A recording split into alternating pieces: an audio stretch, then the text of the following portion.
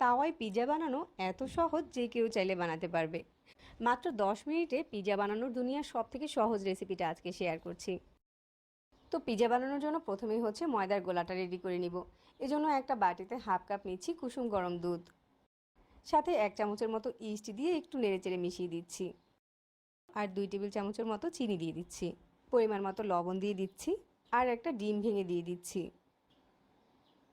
2 table চামচ তেল দিয়ে দিচ্ছি, আর এখানে 1.5 কাপের মতো ময়দা দিয়ে দিচ্ছি। 1.5 টেবিল চামচের মতো গুঁড়ো দুধ দিয়ে দিচ্ছি। এবার হচ্ছে সব কিছু একসাথে মাখিয়ে পিৎজার জন্য একটা সফট ডো বানিয়ে নিব। পিৎজার ডোতে এভাবে ডিম ব্যবহার করলে কিন্তু পিৎজার ডোটা অনেক বেশি ফ্লাফি হয় আর খুব সহজে অনেক বেশি ফুলে ওঠে। সাথে পিৎজার ক্রাস্টটা খেতেও বেশি মজার হয়। ময়দার গোলাটাকে একটু সময় নিয়ে মথে নিয়েছি আর সফট একটা গোলা বানিয়ে নিয়েছি। এবার এটাকে আধা ঘন্টার জন্য রেস্টে দিয়ে দিচ্ছি, যাতে আরও কিছুটা সফট হয়ে যায় আর অনেকটা ফুলে ওঠে। এখন হচ্ছে পিৎজার জন্য কিছু চিকেন ম্যারিনেট করে নিচ্ছি। এখানে 1 কাপের মতো বোনলেস চিকেন নিয়েছি। চিকেনটাকে এরকম একটু স্লাইস করে কেটে নিয়েছি। তারপর এর সাথে হাফ চামচের মতো দিচ্ছি রসুন বাটা, আর হাফ চামচ দিচ্ছি আদা বাটা। 1 চামচের মতো সয়া সস দিয়ে দিচ্ছি, আর পরিমাণ মতো লবণ দিয়ে দিচ্ছি। হাফ চামচ গোলমরিচের গুঁড়া দিয়ে দিচ্ছি, আর হাফ চামচ লাল মরিচের গুঁড়া দিয়ে দিচ্ছি। এখন হচ্ছে সব কিছু একসাথে নেড়েচেড়ে মিশিয়ে নিচ্ছি। এবার হচ্ছে কড়াইতে অল্প একটু তেল দিয়ে এই চিকেনগুলোকে নেড়েচেড়ে ভেজে নিচ্ছি।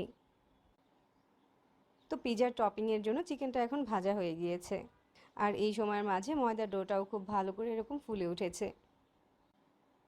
এ পর্যায়ে হচ্ছে ডোটাকে খুব বেশি মথা যাবে না, বাটি থেকে তুলে নিচ্ছি। আর এখানে পিৎজা বানানোর জন্য প্যানটা রেডি করে নিচ্ছি। পিৎজার ডোটাকে প্যানে দিয়ে হাত দিয়ে এভাবে করে ছড়িয়ে দিচ্ছি। এই ডোটাকে আপনাকে বেলে নিতে হবে না, হাত দিয়ে এভাবে একটা রুটির মতো শেপ করে নিলেই হয়ে যাবে। আমি এরকম পাতলা করে রুটির মতো করে নিয়েছি। আর এখন হচ্ছে একটা কাঁটা চামচ দিয়ে এটাকে একটু কেচে দিচ্ছি। এবার হচ্ছে এখানে দিয়ে দিচ্ছি টমেটো সস। চাইলে এখানে পিৎজা সসটা দিয়েও বানাতে পারেন, তবে পিৎজা সসটা সবার হাতের কাছে থাকে না। তাছাড়া টমেটো সসটা দিয়ে বানালে সময়ও অনেক কম লাগে। এভাবে করে টমেটো সসটা লাগিয়ে নেওয়ার পর উপর দিয়ে গ্রেট করা মোজারেলা চিজ দিয়ে দিচ্ছি। তারপর হচ্ছে ভেজে রাখা চিকেনগুলোকে দিয়ে দিচ্ছি। চিজ আপনার পছন্দ অনুযায়ী বাড়িয়ে বা কমিয়ে দিতে পারেন। উপর দিয়ে আবারও চিজ দিয়ে দিচ্ছি। এখন হচ্ছে উপরে কিছু ক্যাপসিকামের স্লাইস দিয়ে দিচ্ছি, আর কিছু কাঁচামরিচ কুচি দিয়ে দিচ্ছি। কয়েক টুকরো পেঁয়াজের পাপড়ি দিয়ে দিচ্ছি। তবে ক্যাপসিকাম আর এগুলো হচ্ছে একেবারেই অপশনাল, শুধুমাত্র পিৎজাটাকে সাজিয়ে নেওয়ার জন্য দিয়ে দিচ্ছি।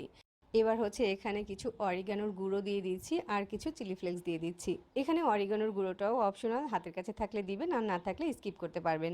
তো পিৎজাটা সাজানো হয়ে গিয়েছে। এবার এই তাওয়াটাকে চুলায় বসিয়ে দিচ্ছি আর ঢাকনা দিয়ে ঢেকে দিচ্ছি।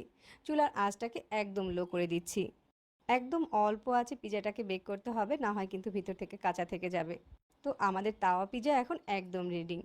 যারা পিৎজা বানানোকে অনেক বেশি ঝামেলার মনে করেন, তারা এভাবে অল্প সময়ে তাওয়াতে পিৎজা বানাতে পারেন। এখন এই পিৎজাটাকে গরম গরম পরিবেশন করে নিচ্ছি। আমার কাছে মনে হয় পিৎজা বানানোর এর থেকে সহজ আর কোনো রেসিপি হতে পারে না। আর এই পিৎজাটা খেতে কিন্তু দারুণ মজার হয়েছে। যাদের কাছে আজকের এই সিম্পল রেসিপি ভালো লেগেছে, আরও নতুন নতুন রেসিপি পেতে পেজ ফলো করতে ভুলবেন না। এতক্ষণ সাথে থাকার জন্য ধন্যবাদ জানিয়ে আজকে বিদায় নিচ্ছি। আল্লাহ হাফেজ।